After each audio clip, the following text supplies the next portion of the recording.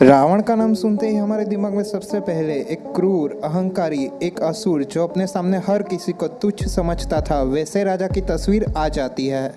लेकिन हम में से बहुत कम लोग हैं जो ये जानते हैं कि रावण सर्वोच्च शक्तिशाली, बहुत ही बुद्धिमान और अपने परिवार की रक्षा के लिए किसी भी हद तक जाने वाला भगवान शिव का एक परम भक्त भी था। दोस्तों, इस वीडियो में रावण के कुछ ऐसे ही फैक्ट्स के बारे में बात करेंगे जो शायद ही आपको पता होंगे। इस बात का रामायण में कहीं पर भी उल्लेख नहीं है कि रावण के वध के बाद उसका शरीर का क्या किया गया। क्या रावण का शरीर आज भी श्रीलंका के जंगलों में किसी गुफा में सुरक्षित रखा गया है या नहीं रखा गया, और इन सब के बारे में श्रीलंका की गवर्नमेंट का क्या कहना है, इन सब बातों का पता चलेगा आज के इस वीडियो में। तो इस वीडियो को लास्ट तक ज़रूर देखें। रावण ऋषि विश्रवा का पुत्र था जो कि एक विद्वान ब्राह्मण थे, और रावण की माता केकशी ऋषि विश्रवा की दूसरी पत्नी थी, और वे एक क्षत्रिय राक्षसी भी थी। यही कारण था कि बचपन से ही रावण में ब्राह्मण जैसी बुद्धि और राक्षस जैसी शक्तियाँ मौजूद थी। रावण एक विद्वान और कुशल राजा भी था, जिसका प्रमाण श्रीलंका के प्राचीन ग्रंथ खुद देते हैं। आपको जानकर हैरानी होगी कि श्रीलंका के पूरे इतिहास में सबसे विद्वान और कुशल राजा के रूप में रावण को ही माना जाता है। माना जाता है कि रावण के समय में ही श्रीलंका की प्रजा सबसे ज़्यादा समृद्ध और खुशहाल थी, और सिर्फ यही वजह है कि श्रीलंका में लोग रावण को भगवान की तरह पूजते हैं। और सिर्फ श्रीलंका में नहीं बल्कि हमारे देश भारत में भी रावण की पूजा की जाती है। दक्षिण भारत के कई हिस्सों में आज भी रावण की पूजा होती है। कानपुर का कैलाश मंदिर साल में सिर्फ एक बार दशहरे के दिन खुलता है, और उस दिन वहाँ पर रावण की पूजा की जाती है। रावण कुशल राजा होने के साथ साथ हर क्षेत्र में अव्वल था। जिस समय में बड़े बड़े विद्वानों को विमान के बारे में पता तक नहीं था, उस समय में रावण के पास 4 हवाई अड्डे और आधुनिक विमान हुआ करते थे।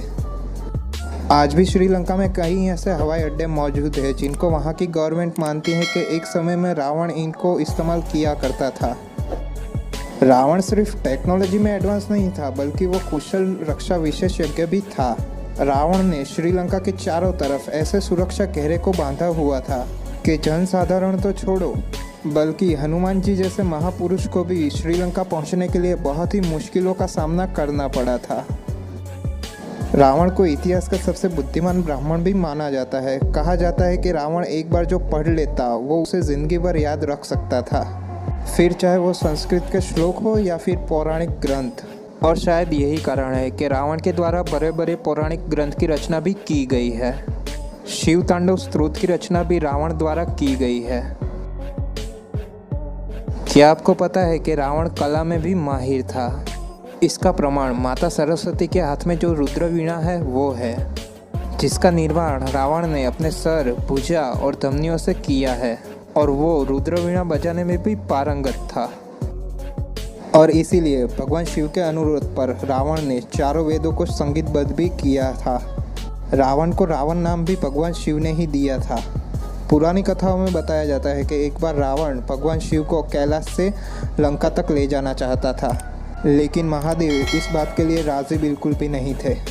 तो रावण ने पूरे कैलाश मंदिर को ही उठाने की कोशिश की थी, जिसे देखकर महादेव ने अपना पैर कैलाश पर्वत पर रख दिया, जिसकी वजह से रावण की उंगलियां कैलाश पर्वत के नीचे दब गई। लेकिन इतने दर्द के बावजूद भी रावण जोर जोर से शिव तांडव गाने लगा। ये देखकर शिव जी काफ़ी चौंक गए कि एक व्यक्ति इतने दर्द के बावजूद भी शिव तांडव कैसे गा रहा है। और उसी वक्त शिव जी ने रावण को रावण नाम दिया। रावण का अर्थ होता है कि तेज तेज आवाज़ में दहाड़ने वाला। रावण सर्वोच्च शक्तिशाली था, और इसका पता हमें इस बात से चलता है कि वो तीनों लोकों का स्वामी था। उसने न केवल इंद्रलोक पर बल्कि भूलोक और पाताल लोक पर भी विजय प्राप्त कर ली थी। माना जाता है कि रावण बड़ा शौर्यवान था। कई युद्ध तो उसने अपनी सेना के बगैर ही जीत लिए थे। माना जाता है कि एक बार रावण ने यमलोक जाकर यमराज को भी युद्ध के लिए ललकारा था और उन्हें हराया, और फिर नरक में सज़ा पा रही जीव आत्मा को आज़ाद कर उसको अपनी सेना में भर्ती किया। माना जाता है कि जब उसके पुत्र मेघनाथ का जन्म हुआ था तब उसने सारे ग्रहों को 11वें स्थान पर रहने के लिए कहा था, लेकिन शनि महाराज 11वें स्थान की जगह 12वें स्थान पर जाकर विराजमान हो चुके थे, और ये सब देखकर रावण बहुत ही ज़्यादा क्रोधित हुआ था और उसके बाद उसने तो शनिदेव पर ही आक्रमण कर दिया था और माना जाता है कि कुछ देर के लिए उसने शनिदेव को भी हरा दिया था। रावण एक आदर्श भाई और एक आदर्श पति भी था, जहां उसने अपनी बहन शूर्पणखा की अपमान के बदले के लिए ऐसा कदम उठाया जो आगे जाके उसके विनाश का कारण भी बना। तो दूसरी तरफ वो अपनी बीवी की जान बचाने के लिए उस यज्ञ से खड़ा हो गया जिस यज्ञ से वो भगवान श्री राम की सारी सेना को खत्म कर सकता था।